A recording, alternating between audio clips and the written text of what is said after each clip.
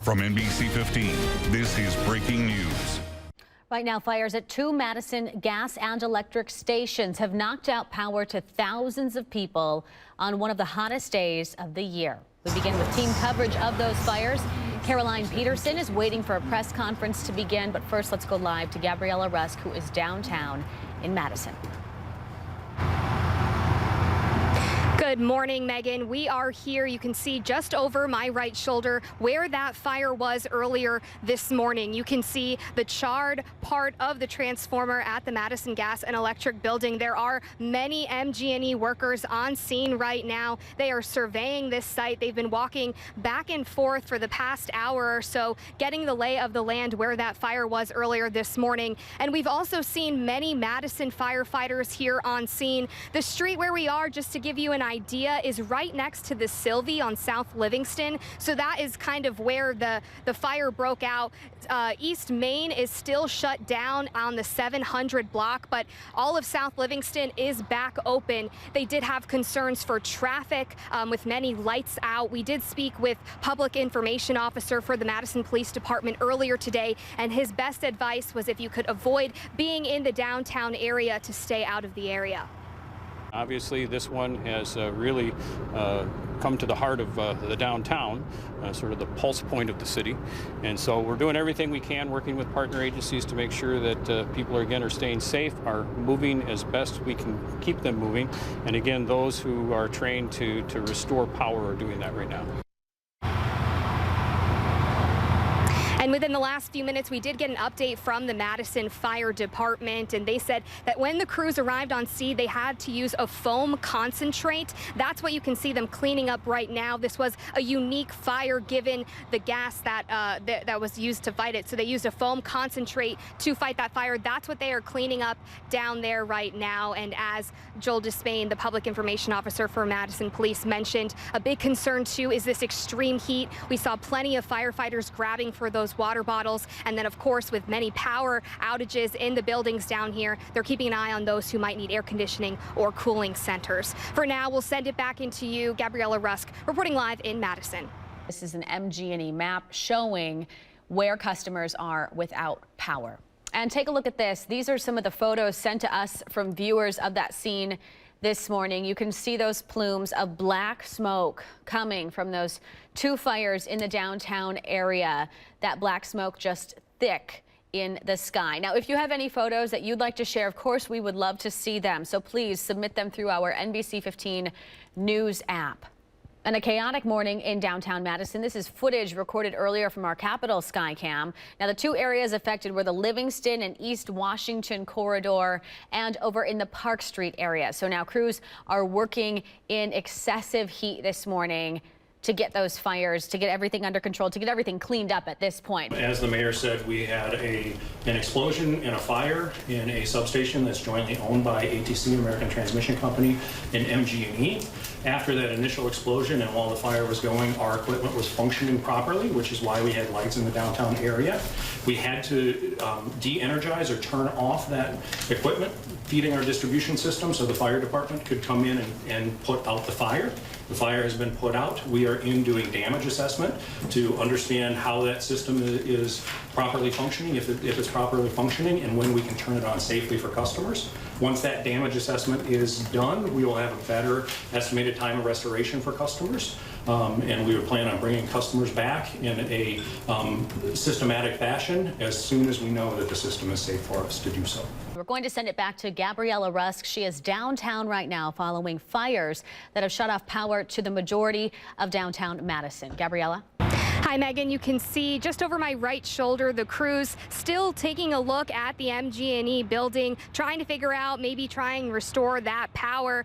Just to kind of recap what we know so far and what Fire Chief Davis said in the press conference earlier today. They arrived on scene just after 8 a.m. And they were on scene for about 2 hours. The fire here on East Main Street was officially declared knocked down just before 9 a.m. These firefighters had to battle the heat heat. They also had to battle the unique nature of this fire using a special foam concentrate to be able to put it out, as some of it contained an oil. So as of right now, East Main Street is still closed. Many of the areas surrounding this are back open, but you have to be careful if you're planning on coming downtown because there are many traffic lights still out due to the power outages. Right now, fires at 2 Madison gas and electric stations. That is where all of the fire trucks and the fire engines coming. You can see the charred part of the transformer at the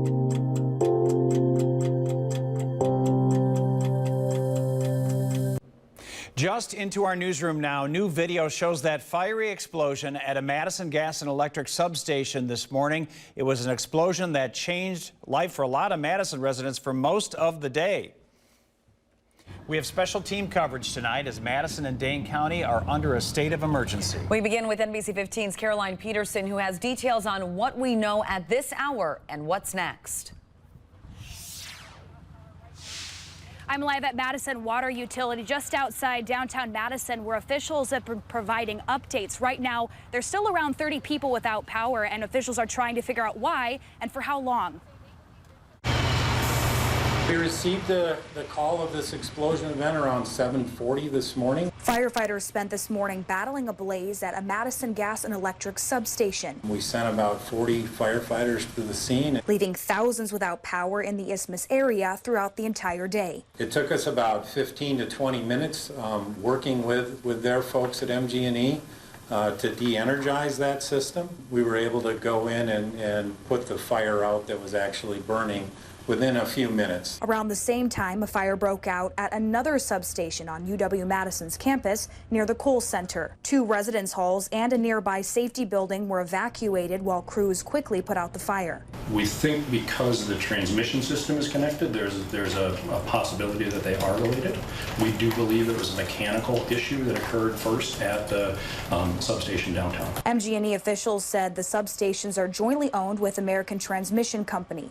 We're dealing with mechanical type issues, so it is possible these types of things happen. They are very rare in nature. Which added another layer to its investigation into what happened. Focusing our efforts today on safely bringing the system back and getting customers back into the system strength, and we are now starting our investigation as to what that will be.